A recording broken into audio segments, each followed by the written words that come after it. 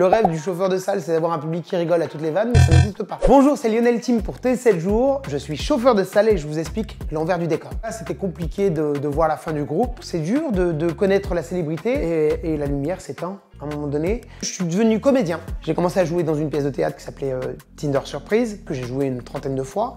Et ensuite, j'ai commencé à devenir chauffeur de salle en fait. Le boulot de chauffeur de salle, c'est donner du rythme à une émission pour que les gens adhèrent, pour que les gens rigolent, passent un bon moment. Ça arrive souvent que l'animateur lance une blague, ça rigole pas. Parfois, il y a des blagues qui passent à côté.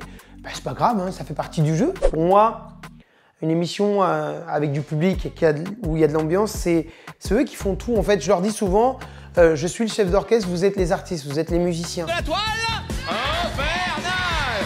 J'ai un ami qui me dit, je produis une émission pour les enfants, ça s'appelle La Toile Infernale sur Canal J. Et c'est comme ça que j'ai commencé à devenir chauffeur de salle en fait. Les mercredis et samedis, il y avait des sessions d'enregistrement. Là, je me suis retrouvé avec 80 gamins tous les mercredis, toute la journée, tous les samedis, à les faire applaudir, à les faire encourager les candidats.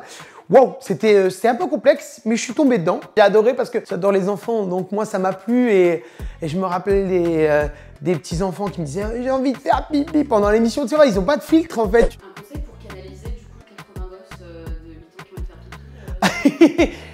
tout. Être patient, d'être calme et d'être bienveillant et de parler gentiment et puis parfois de leur promettre des bonbons. Hein, voilà, souvent la carotte ça marche un peu, donc là ça marchait bien.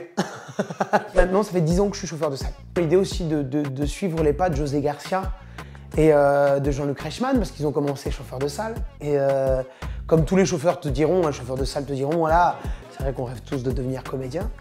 Et je me suis dit, ouais, c'est le bon compromis. Tu restes sous les feux des projecteurs, tu as le contact avec le public, et puis voilà, tu es sur la scène et tu es sur les plateaux télé.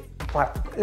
La bonne approche pour un chauffeur de salle, c'est d'écouter son animateur, d'écouter les blagues, d'écouter les reportages, d'être attentif, de connaître son émission par cœur et de savoir à quel moment il faut réagir et à quel moment il faut faire applaudir le public. Si les sujets sont difficiles, surtout pas d'applaudissements. S'il y a des bonnes blagues, rebondir, applaudir, faire rire les gens. C'est important. Quand j'étais petit, j'étais très clown. Ouais, j'adorais rire, j'adorais ambiancer les potes, les engrainer pour faire des conneries en classe. C'est vrai, ouais, ça j'aimais bien faire ça quand j'étais gamin.